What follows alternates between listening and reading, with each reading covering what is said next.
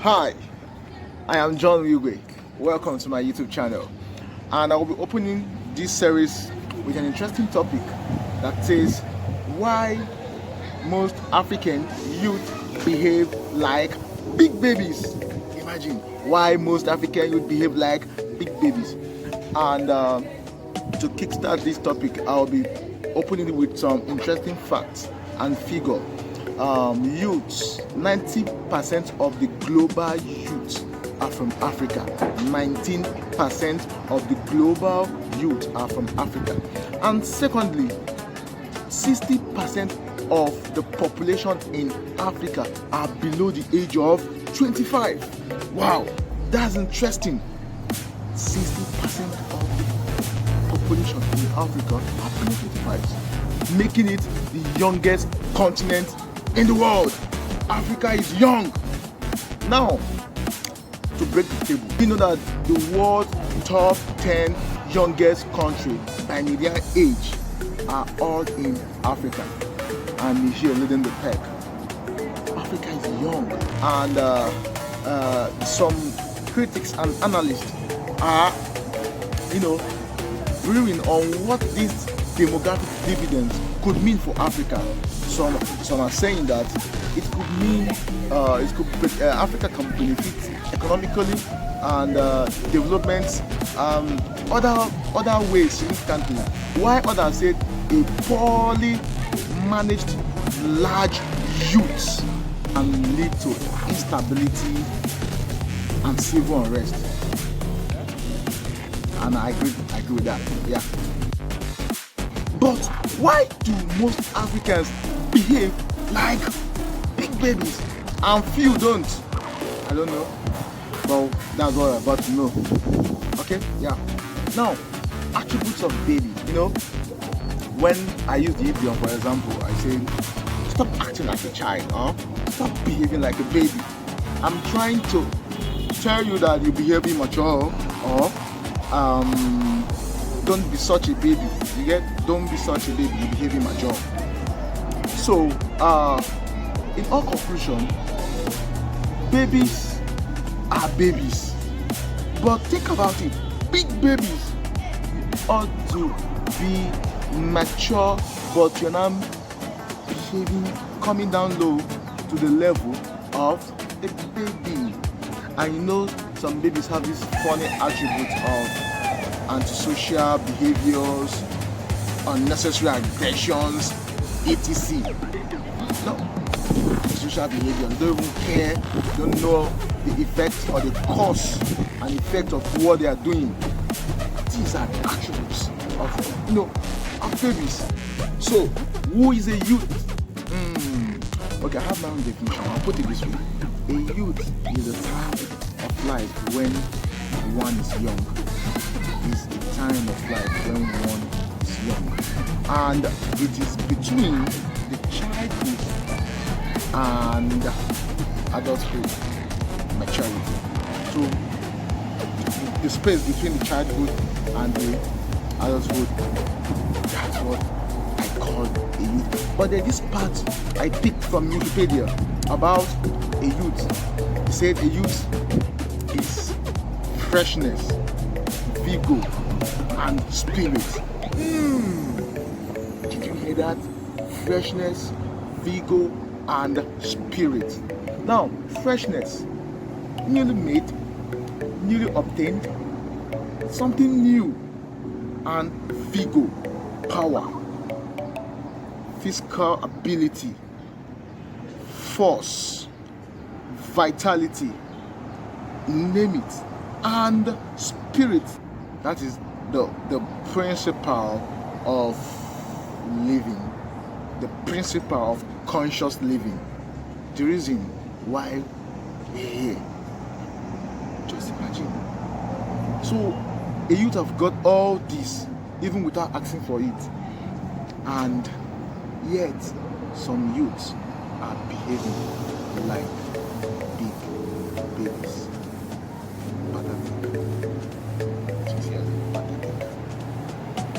Some African youths are behaving like big babies. In my studies, I wanted to try and answer the questions. But guess what? Two other questions now popped up. Sorry, one other question now popped up. And the question goes like this: are we created differently? Are we built differently? That's the question. I became more confused and more curious. I was trying to answer why do most African youth behave like big babies, and this one now come and okay, but why is it that youths in other continents are breaking the news world with their business innovations, business idea, multi-billionaires ideas? They're breaking the news, breaking the internet, but we're just there looking. Sit down, they look. Why? That's the question. Is it that the universe is so partial that it made us just the cheerleaders and gave them the power and the captainship of exploits? But wait a minute. Is the universe partial? Hell no! The universe is not partial. But let me tell you something. There are principles to everything in life. Principle. If you follow this principle, you get your desirable result. Africans are not following any principle. The universe is not partial. The universe is not what? Partial. So wake up. I say wake up. One of my mentors used to tell me a story, and it goes like this. He's a bishop, yeah, and says, if you ever want to be a jet fighter pilot, you go to flying school or aviation college. That he can't tell you to come here, my son, kneel down and let me pray for you, and he will impact all the attributes and principles of flying, and tell you to stand up and bid you to go and say you are now a certified pilot. That is an accident going somewhere to destroy. That is what? A crash going somewhere to happen. But this is what Africans are doing. They don't want anything processed, anything principled. All they want is the result. How? Anyhow. Why do most African youth behave like big babies? So I came to a close call to something I think is the closest answer in my study. And the first one is overprotection. An African guidance, an African parent is very overzealously in protecting the life of the younger ones. That sounds good, that sounds lovingly, that's good. Where there is gray area is when they tend to carry on this trend from their childhood to the teens up to their what? Adulthood. They cater for them, they give them food, very good. Some parents even choose wives for their kids. I don't know, very good. Some like it. And they make decisions for them. Don't like it. Also, they choose the life career for their children. You are going to be a doctor. In fact, you will do science class. They will choose this lifestyle for them. And this is where the thing messes up with their brain. This is where it messes up with this young child. They can't do anything without the consent of the parents. They can't make any solid decision about their life. They don't even know what they want. That is the problem. Then they make this fresh, vigor, energy, vitality, vibrant, and highly spirited young champs. they make them lax, lazy, negligent, and slow because they are heavily dependent on their parental guidance and concept to do anything in life, including their career. And if I tell you the increasing number of plenty sets of these young champs that are in a crossroad of indecisions, they don't know what to do, they don't know where to go, but they are just living without purpose, with nothing but with what their lovely parent told them about what is good for them, even without proper assessment, just like that. Pathetic. Making these highly spirited, young, vigorous youths to behave like big babies. It's so sickening. To behave like big Dundees, babies. Go gaga. I mean go gaga, yeah. Now the second one is what? High-handedness. High-handedness. Yes. Maybe we are built differently. Because in this side of the world, we enjoy excessive corporal punishment from our younger ones. In most cases, we don't know that punishment demotivates young ones. Corporal punishment. Hey, Uche, am I trying to say that corporal punishment is not good? No! In other parts of the world, some of the continents that I'm not mentioning him, but I don't think they use this excessive force to train their child. I don't think so. In my own opinion, I am thinking that there should be a balance, there should strike a balance between the child's right and corporal punishment. It should be a mixture, not just daddy will kill you today.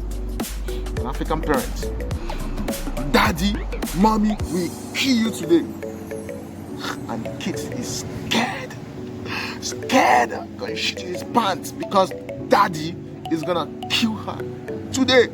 How? Flogging, king. Corporal punishment is not a sure bet that this young chap is gonna be a great adult.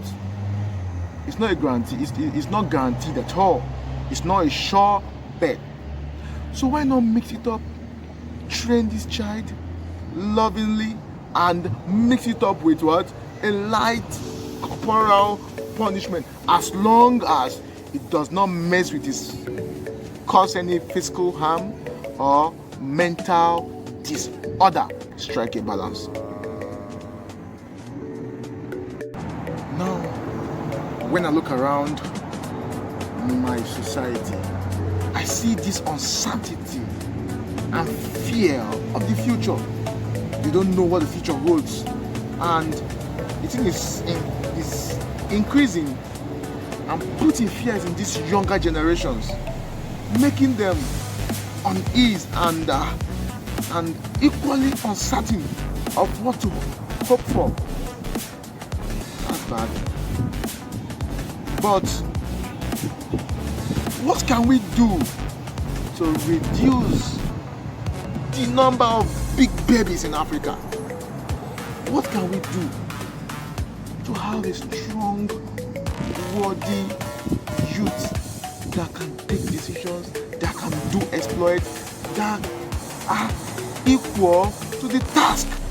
Now, number one, expose these children to the real world.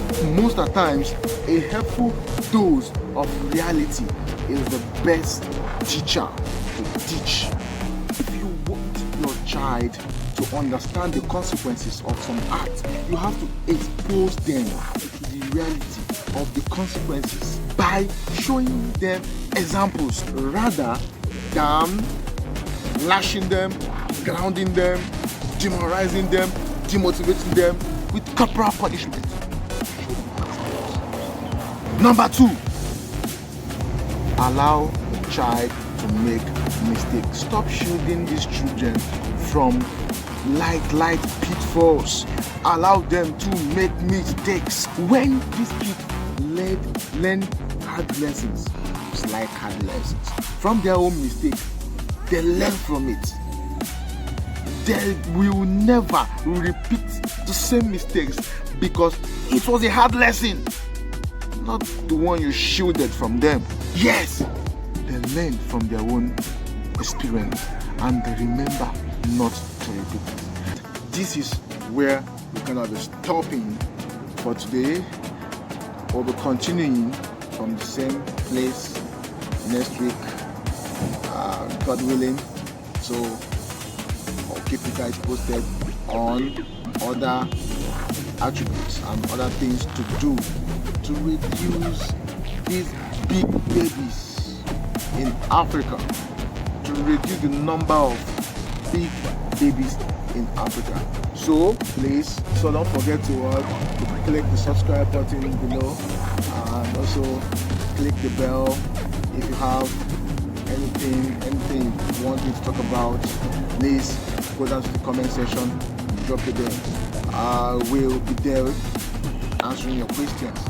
Thank you. See you next week.